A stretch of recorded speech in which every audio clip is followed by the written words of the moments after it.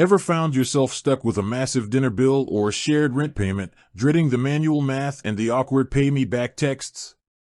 I used to spend way too much time in spreadsheets and group chats trying to settle up after weekend trips, but I've found that Venmo has actually added a few specific features that make this process almost automatic.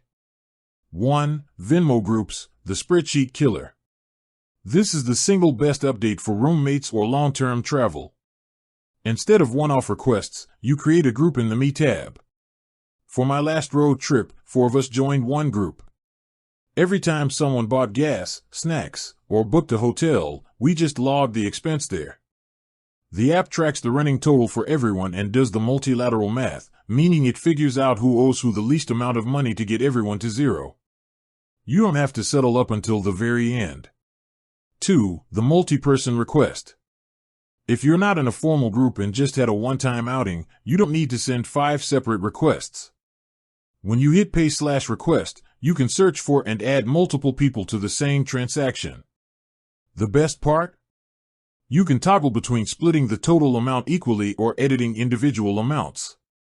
If one person skipped the appetizers, I just tap their name and lower their specific total before hitting send. 3. Splitting past transactions.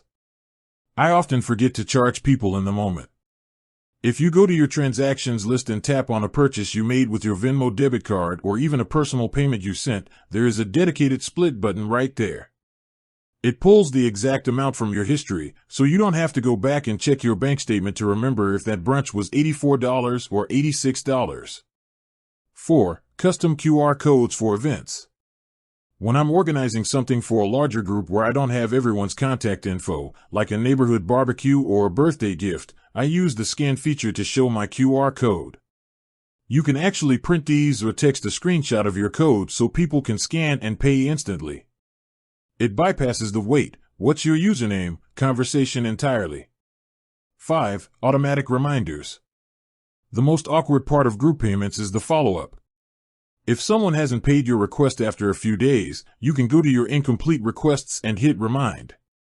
It sends a notification from Venmo, not you, which takes the social pressure off and usually gets the job done without a checking in text. With that said, thanks for watching and until next time.